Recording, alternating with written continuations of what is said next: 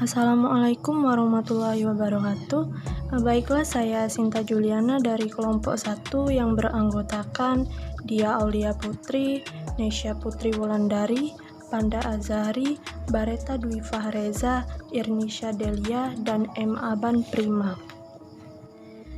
Baiklah, di sini saya akan membahas tentang mesin von Neumann.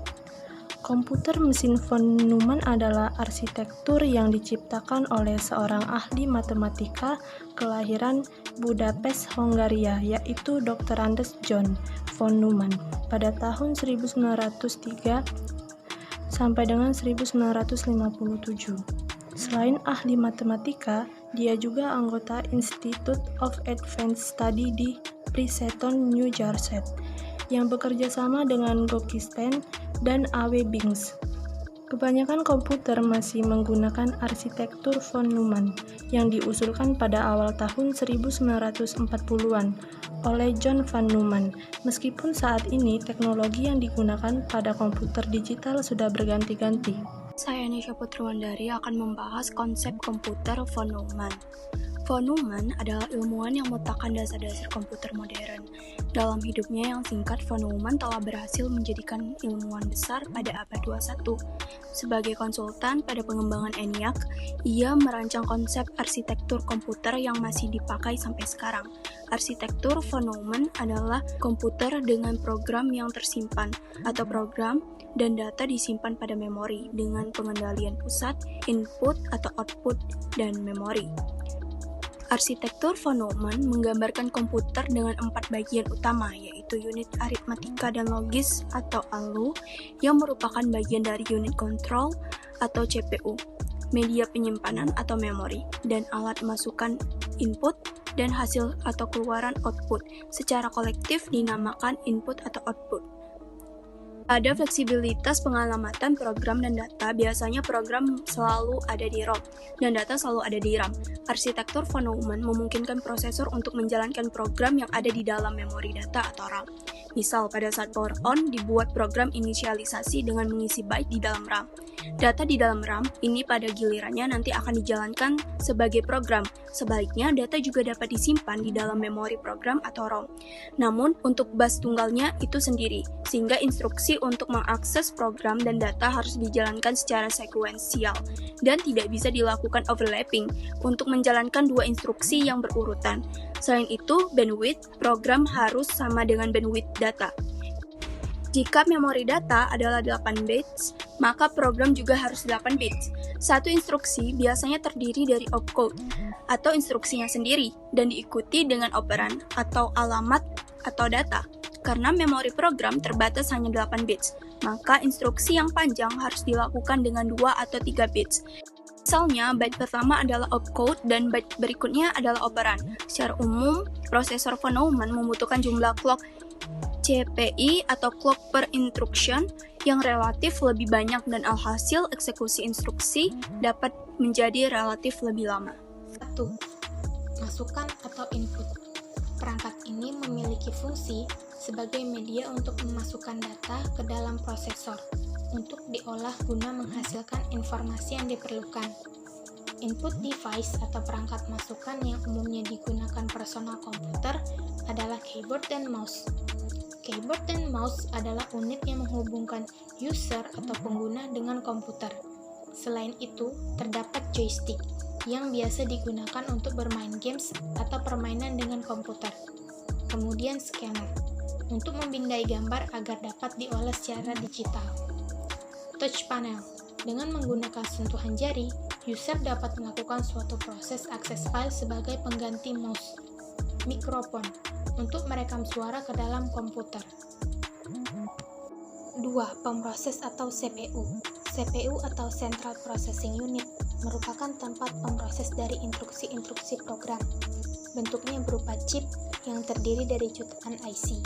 CPU terdiri dari 2 bagian utama, yaitu unit kendali atau control unit, serta unit aritmatika dan logika atau ALU. Di samping itu, CPU mempunyai beberapa alat penyimpanan yang berukuran kecil yang disebut dengan register. Unit kendali atau control unit Unit kendali akan mengatur kapan alat input menerima data dan kapan data diolah, serta kapan ditampilkan pada alat output. Tugas dari unit kendali ini adalah mengatur dan mengendalikan alat-alat input dan output, mengambil instruksi-instruksi dari memori utama, mengambil data dari memori utama jika diperlukan untuk diproses, mengirim instruksi ke ALU bila ada perhitungan aritmatika, serta mengawasi kerja dari ALU, menyimpan hasil proses ke memori utama.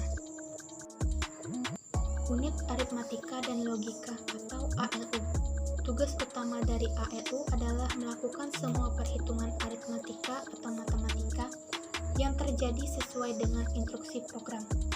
ALU melakukan operasi aritmatika dengan dasar penjumlahan sehingga sirkuit elektronik yang digunakan disebut adder. Tugas lain dari ALU adalah melakukan keputusan dari suatu operasi logika sesuai dengan instruksi program.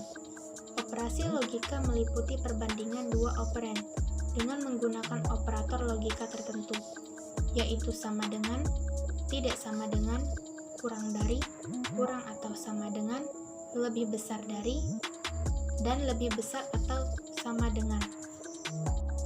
3. Penyimpanan atau memori. Memori merupakan media penyimpanan data pada komputer.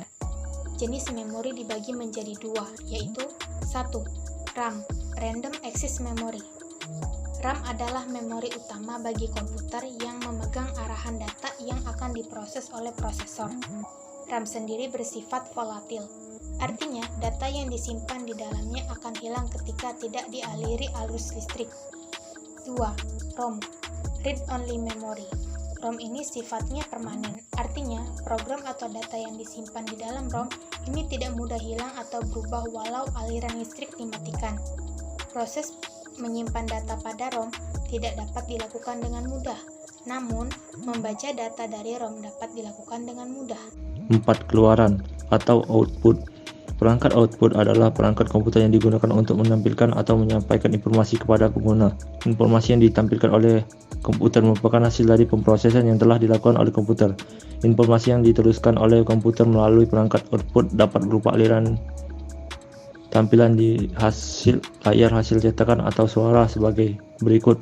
Beberapa contoh output: monitor, printer, speaker, infocus atau proyektor, plotter. C. Cara kerja mesin von Neumann. Mesin von Neumann mempunyai program dan data daerah memori yang sama. Model ini membutuhkan berbagai pengumpulan program dan data untuk membentuk instruksi. Pengumpulan program dan data diselesaikan menggunakan time division multiplexing yang akan berpengaruh pada performa mikrokontroler itu sendiri.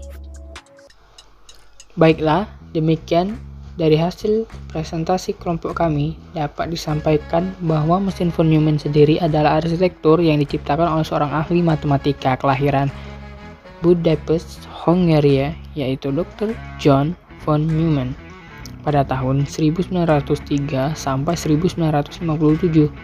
Kebanyakan komputer masih menggunakan arsitektur von Neumann yang diusulkan pada awal tahun 1940-an oleh John von Neumann. Meskipun saat ini teknologi yang digunakan pada komputer digital sudah berganti-ganti. Arsitektur von Neumann adalah komputer dengan program yang tersimpan, program dan data disimpan pada memori, dan pengendalian pusat, input dan output, dan memori. Arsitektur von Neumann menggambarkan komputer dengan 4 bagian, yaitu unit aritmatika dan logis ALU, yang merupakan bagian dari unit kontrol CPU, dan media penyimpanan memori dan alat masukan input dan hasil keluaran output secara kolektif dinamakan I atau O, input dan output.